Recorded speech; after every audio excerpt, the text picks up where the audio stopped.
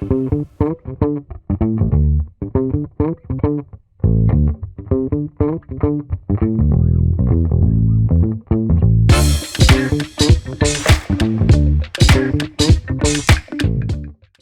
I said before, as a manager, it's not just your team and your boss that you should be interacting with or understanding or speaking to, right? Essentially is coordinating with the other managers and their teams, right? Because what I see is a lot of the time, and it's not good for performance, is that like the manager understands their role in however way they understand their role. They get their kind of instructions, let's say, from their boss, and then they go off and they manage their teams. Yeah, and then all the managers do that. And that doesn't really work, right? Because there's no interconnection. And the objective is, and a lot of managers that are managing the different layers don't understand this, so they don't coordinate between their own managers, right? And you have sometimes coordination meetings that basically are day-to-day stuff, right? And they're not real coordination. So the first important thing is when you're talking about the other managers or the other players, let's say, whether they're supervisors, managers, it doesn't matter what level they're on, that are managing other teams to the common goal.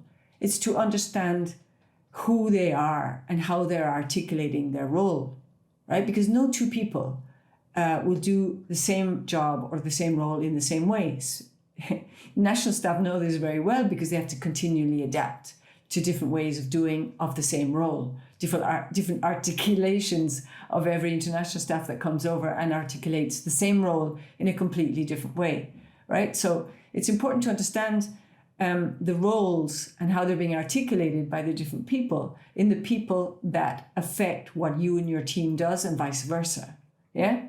So you need to have regular bilaterals with other managers, right? Sometimes what's weird is that project coordinators don't like this, no, or the bosses of many managers don't like when their managers meet, which is ludicrous, right? Because you have to, because if you're talking about a field project base, for example, where you have several projects running, and you have logistics, you have administration, you have the program people, you have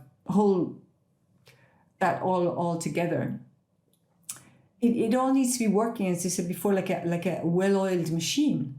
And with every manager operating as if they were kind of in a vacuum by themselves, that doesn't work. That doesn't work at all, right? So I need to understand, first of all, my own role and the role of my team, but I also need to understand the role of the other managers and their teams and each member of their team. And nobody that I've seen really takes the time to understand this. Yeah, and then you need to, in these meetings, right, that you're building relationships with the other managers, you're understanding their challenges and their priorities, yeah, and you're being generous as well with your time and with your team. You're not being territorial, yeah, and you're helping to ensure that all of the teams are working towards the same goal, right? It's so common that logistics is working on X number of priorities, the administration is doing some other priority, and the program teams are all working to different priorities or overwhelmed by the day-to-day. Yeah. So if the coordinator isn't doing this, i.e. the person who's supposed to be managing all of these layers, then you need to do it. But even if he or she is doing it, you still need to do it, because building relationship and getting visibility and building how teams interwork, right? So we're talking about interdepartmental coordination, inter-team coordination, intermanagerial coordination, right? I need to understand the functions and the roles of each of the components, let's say, that are all supposedly trying to do the same thing, right? So I need to make sure that I have the big picture, and then I need to make sure that I understand how every other manager is articulating their part of that big picture. And if I don't know that, it's very difficult to align. And we'll talk a little bit about alignment in a minute. You as a manager need to make sure that your team is working to the right priorities, not your priorities, the global priorities, right? And that requires coordination with other managers. I mean, it should be obvious, but unfortunately it isn't. So your job isn't to just like plan a load of activities and have a chronogram and make sure that your team are doing these activities in a vacuum without knowing what the others are doing. No, it's to plan together. And that's the problem of most projects or teams, multidisciplinary teams, is that they don't do this. Logistics does its own thing, admin does its own thing, and then you have a load of demands for information coming down from above.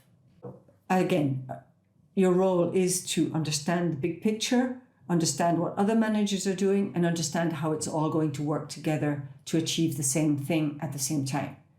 You need to understand priorities at different levels of priorities. You need to be able to operationalize them, the ones that fall to you smoothly. You need to anticipate problems, and you need to build resolution capacity into your prioritization. That's your role as a manager. It's not to just plan blindly alone and give instructions to your team.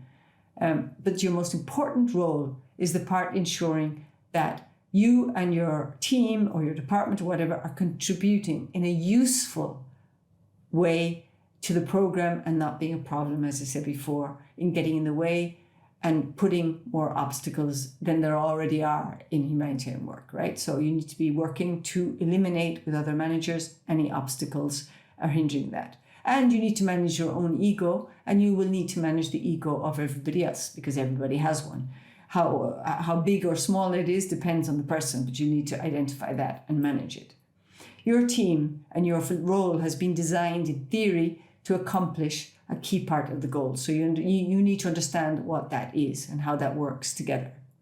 I've heard and been involved in many discussions about which roles and which people are strategical and which not. And, it's just a waste of time, right? It doesn't matter. You can't designate.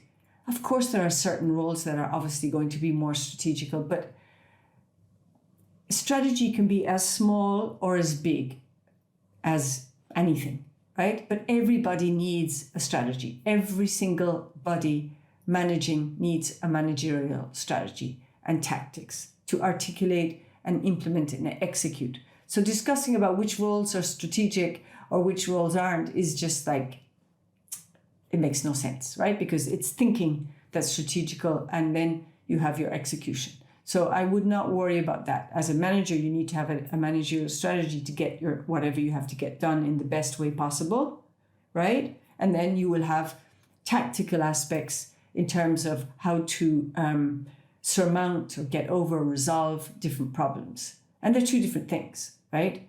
But it has to be adaptive, yeah? As I said, not working properly together is the biggest challenge in any managerial environment. Treating teams as if they're mini dynasties or mini territorial entities, yeah, that is what gets in the way. People talking about my this, my that, my doctor, my logistician. No. Knowing what people are doing with their time is key, yeah, on your team and other managers. That's not micromanagement, right? That's knowing what people are doing, knowing people's workloads, knowing people's priorities, and directing what they're doing and their priorities. Telling people what and how to do things on a minor scale is micromanagement, right? So we need to understand the difference between micromanagement and understanding what my team is prioritizing and how they're doing things, yeah? And if you're not already managing by objectives, then how are you managing?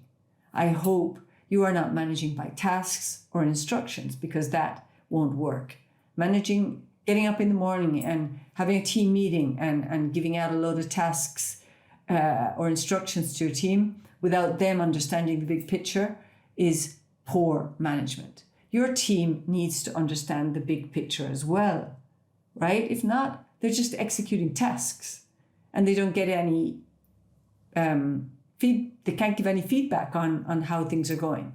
Yeah. So work with other people on the big picture transmit and communicate clearly to your teams the big picture, right?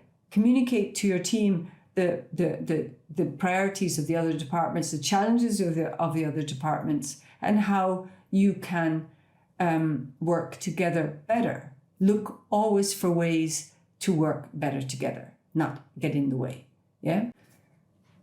So the most important thing you can do is to, as a manager, is apart from all of that, which is not a small thing, is to build your team to be strong, adaptive, and effective by leading it properly, by communicating. A lot of managers, for some weird reason, think it's a secret, no? What the priorities are. They don't tell their teams, right? It's like those priorities should only be discussed in the coordination meetings amongst managers. No, if all the teams don't know what we're doing, how possibly can they work better? So stop doing that if you're doing it, and communicate more transparently, and build strong, adaptive, effective teams. Yeah, but most of your big work isn't with your own team, contrary to what people think. It's managing this other layer of other managers, other supervisors, other teams, other entities, other support functions, and your hierarchy, and all of the people working above you as well, right? That's going to be something that's very important. And as I said, alignment. Alignment is very misunderstood and yet so important. And I will talk about alignment in the next video. Thank you.